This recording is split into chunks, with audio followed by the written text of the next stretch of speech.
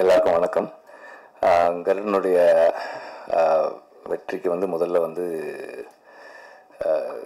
தமிழ் ஆடியன்ஸுக்கும் மீடியாவுக்கும் தான் முதல்ல நன்றி சொல்லணும்.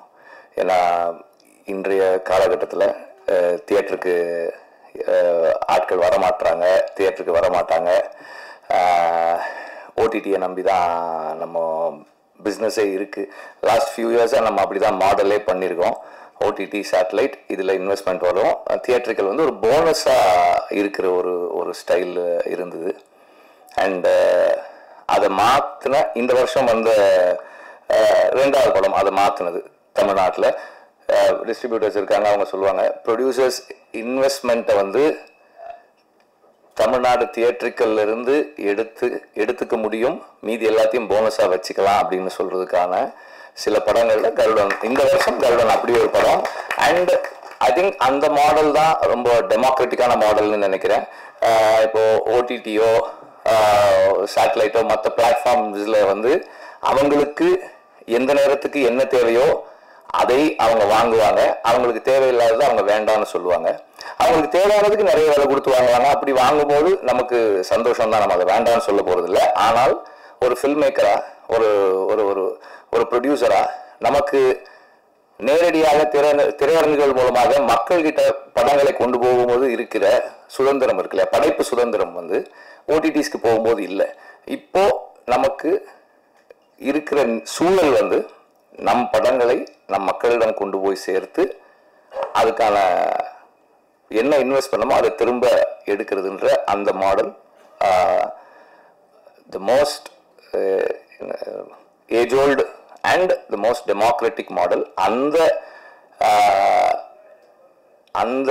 அந்த style of film making and exhibition, film எக்ஸிபிஷனை நம்மளால சக்சஸ்ஃபுல்லாக பண்ண முடியும்னு நமக்கு இந்த வருஷம் நிரூபிக்காட்டி இருக்கிற வெகு சில படங்கள்ல கருடனும் ஒரு படம். அண்ட் இந்த இடத்துக்கு அந்த படம் வந்திருக்கிறதுக்கு மிக முக்கியமான காரணம் என்னுடையது.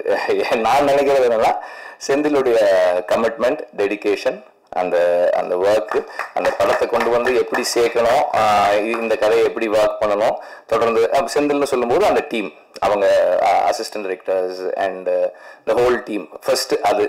அதுக்கப்புறம் ப்ரொடியூசர் ஓகே இதை நம்ம பண்ணலாம், இதெல்லாம் கேட்டா பண்ணலாம். எனக்கு ஆரம்பத்தில் அவர் எப்படி ஒர்க் பண்ணாருன்னு தெரியும். சார் ஏன் சார் கம்மியா இருக்கு, நிறைய வச்சுக்கலாம் சார், இன்னும் கொஞ்சம் பெருசா எடுக்கலாம் சார்னு அவர் ப்ரொடியூசர் சொல்றது நான் கேட்டிருக்கிறேன் அந்த டைம்ல இனிஷியலா. ஸோ அந்த மாதிரி டைரக்டருக்கு சப்போர்ட் பண்றது. அதுக்கப்புறம் இதுக்குள்ள எல்லா ஆர்டிஸ்டும், அப்புறம் கேமராமேன், ஆரம்பத்துல இருந்தே செந்தில் நிறைய சொல்லிட்டு இருந்தான் ஒர்க் பண்ணும்போது. அவர் எவ்வளவு ஃபாஸ்டா இருக்காரு, எவ்வளவு டெக்னிக்கலா எவ்வளவு கான்ட்ரிபியூட் பண்றாரு ஃபில்முக்குள்ள, அண்ட் அவருடைய creative contribution in terms of lighting and lensing, அதெல்லாம் நிறைய பேசிட்டு இருந்தான். அண்ட் எல்லா நடிகர்களும் அவங்களுக்கானதை இப்போ எனக்கு நான் அன்னைக்கு முதல்ல சொன்னது, அந்த இதில் சொன்னது, அவரெல்லாம் சசியெல்லாம் வந்தது இட் இஸ் அது சூரியனுடைய அந்த கேரக்டர் தான் நினைக்கிறேன். அவர் இத்தனை வருடமா அவர் என்னவா இருக்காரோ அதுக்காக தான் அவங்க எல்லாம் வந்தாங்கன்னு நினைக்கிறேன். நான் முதல்ல கேட்டேன் சார், செந்தில் சொல்லும்போது நான் கேட்டேன், அவர் ஏன்ப்பா வர போறாரு, அவர் வரமாட்டாருப்பா, இந்த படத்துல ஏன்ப்பா அவர் பண்ணணும், ரோல் நல்லா இருக்கு, பட் அவர் ஏன் இதை பண்ணணும். அப்புறம் செந்தில் ஃபோன் பண்ணி சார் பண்றேன்னு சொல்லிட்டாரு. செந்தில் சொன்னாரா சூரி சொன்னாரா தெரியல, ரெண்டு பேரும் யாரோ ஒருத்தர் சொன்னாங்க. எனக்கு ஆச்சரியமா இருந்தது, அப்படியா படத்துக்கு பெரிய பிளஸ்ஸா இருக்கும் அப்படின்னு தான் சொன்னதால படம் பார்த்துட்டு நான் என்ன ஃபீல் பண்ணேன்னா, அவருக்கு இது ஒரு எக்ஸ்ட்ராடனரியான ஒரு கேரக்டரா இருக்கு அப்படின்னு எனக்கு இருந்தது. அவர் சொன்ன மாதிரி அவரு ஒரு விஷயத்துக்காக வந்தாரு, அது கூட அவருக்கு இன்னொரு போனஸும் இருந்தது. அண்ட் சூரியுடைய commitment to do a film, அது எனக்கு ஒரு ரோல் பண்ணணும்னா, விடுதலை பண்ணும்போதே அவருக்கு இங்க ஒரு இந்த ரைட் ஷோல்டர்ல ஒரு லிகமெண்ட் டேர் இருந்தது, அதோட தான் பண்ணாரு. நான் சரி கொஞ்சம் பிரேக் எடுத்துக்கலாம், இல்லை நான் பண்ணிடுவேன். அவருக்கு என்னன்னா சரி பிரேக் எடுக்கலாம், திரும்ப நான் ஆரம்பிக்கிறது இன்னும் கொஞ்சம் லேட் பண்ணிடுறேன், அவருக்கு அடுத்த ஷெட்யூல் போறதுக்கு இன்னும் பயம், அதனால அப்படியே பண்ணிடுறேன். அதுல தெரியும் கொஞ்சம் ஓடும்போதெல்லாம் தெரியும். அங்கப்பட்ட காயத்தோடவே இந்த ஷூட்டிங்க்கு போறாரு. போனா அங்கேயும் போய் சும்மா இல்லாம அந்த ஃபர்ஸ்ட் அந்த டைட்டில் ரிவீல் பண்ண அந்த இதுல ஒர்க் பண்ணி இன்னும் டேமேஜ் பண்ணிக்கிட்டாரு. ஆனாலும் அதை என்கிட்ட ஒரு டைரக்டர் இதை கேட்குறாங்க, எனக்கு இப்படி ஒரு ஆப்பர்ச்சுனிட்டி கிடைச்சிருக்கு, இதுல என்னோட 100% நான் கொடுக்காமல் இருந்துடக்கூடாதுன்னு சூரி நினைக்கிறது இருக்கு இல்லையா, அது வந்து ஒரு டைரக்டருக்கு வந்து ஒரு பெரிய டிலைட்டா இருக்கு ஒர்க் பண்றதுக்கு. எனக்கு அப்படி இருந்தது, செந்திலுக்கும் கண்டிப்பா அப்படி இருந்திருக்கும்னு நான் நினைக்கிறேன். நம்ம சூரி இங்க இருந்து கொஞ்சம் கீழே ஒரு 10 அடியில இருந்து குதிச்சா கொஞ்சம் நல்லா இருக்கும் இந்த ஷாட்டு. சரிண்ணே, அது மேல இருக்கேன் அண்ணா, அதுக்கு மேல உனக்கு 15 அங்க இருந்து குதிக்கிட்டு போனா இன்னும் நல்லா இருக்கும்ண்ணே. ஓகே குதிங்க அப்படிதான் இருக்கும். அந்த மாதிரி ஒரு நம்மள இம்ப்ரெஸ் பண்றதுக்கும் சர்ப்ரைஸ் பண்றதுக்கும் எப்போதுமே தயாரா இருக்கிற ஒரு நடிகனா இருக்கிறாரு. அண்ட் ஒரு is being true to himself. ஒரு ஒரு கேமரா ரோல் ஆகும்போது நடிக்க முயற்சி பண்ணாமல் அதை உணர்வை உள்வாங்கி அந்த கதாபாத்திரமாக இருக்க முயற்சி பண்றாரு. அது வந்து ரொம்ப ஒரு முக்கியமான ஒரு கேரக்டரிஸ்டிக்ஸ். அதை அப்படியே அவர் வளர்த்துக்கிட்டாருன்னா இன்னும் நல்லா இருக்கும். அண்ட் இன்னும் நிறைய பேர் ஆர் உதயகுமார் சார், சார் நீங்க நல்லா நடிப்பீங்கன்னு எங்களுக்கு எல்லாம் முன்னாடியே தெரியும் சார், உங்களுக்கு ஏற்ற கேரக்டர்ஸ் வரல சார், அவ்வளோதான் சார், வரும்போது கண்டிப்பா கூப்பிட்டுருவோம் சார். அண்ட் இந்த படத்தை டிஸ்ட்ரிபியூட் பண்ணியிருக்கிற 5 ஸ்டார் செந்தில் சார், அவங்க வந்து இப்போ 2-3 படங்கள் பண்ணிட்டு இருக்காங்க, நல்லா பண்றாங்க. அண்ட் இந்த படத்தை சரியா கொண்டு போய் சேர்த்த இதுக்கு வந்து நானும் நன்றி தெரிவிச்சுக்கிறேன்.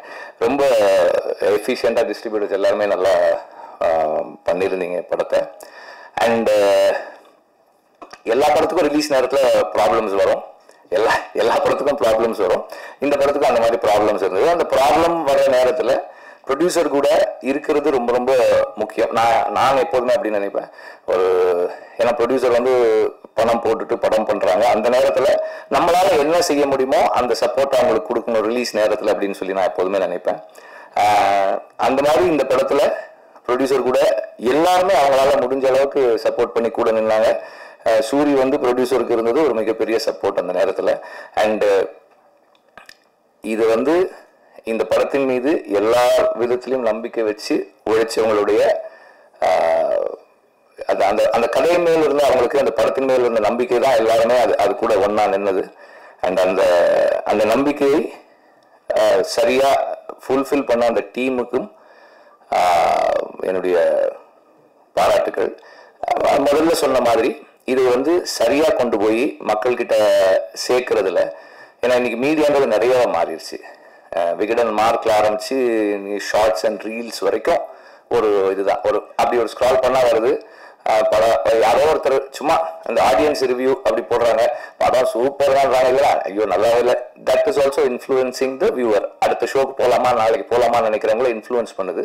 ஸோ அந்த விதத்தில் மீடியா வந்து இந்த படத்தை சரியா பொசிஷன் பண்ணி, அவங்களுக்கு பிடிச்சிருந்ததால சரியா பொசிஷன் பண்ணி இதை கொண்டு போய் சேர்த்து அடுத்தடுத்து தியேட்டருக்கு வர்றதுக்கான என்கரேஜ்மெண்ட்டா மீடியாவினுடைய பஸ் இருந்தது அப்படின்னு தான் சொல்லணும். அதே போல நாம் எப்போதுமே பிலீவ் பண்றது ஒன்று, நாம எவ்வளவுக்கு எவ்வளவு நம்முடைய வாழ்க்கைக்கும் நம்முடைய வேருக்கும் நெருக்கமா இருக்குமோ அவ்வளவுக்கு அவ்வளவு மக்கள் அதை ஏத்துக்குவாங்க, இன்டர்நேஷனலாகவே ஏத்துக்குவாங்கன்ற நம்பிக்கை எனக்கு எப்போதுமே உண்டு. அதை இந்த படம் இங்க தமிழ்நாட்டுக்குள்ள ப்ரூவ் பண்ணியிருக்குன்னு தான் எனக்கு தோணுது. அண்ட் இந்த படத்துல பெரிய அளவுல சம்பந்தமே இல்லாமல் இந்த மேலையில உட்கார்ந்துருக்கிறது நான் ஒருத்தன் தான், உட்கார்ந்துருக்கேன்னு தெரியல. அண்ட் எல்லாரும் எனக்கு கொடுத்த நன்றிகளுக்கு நன்றி.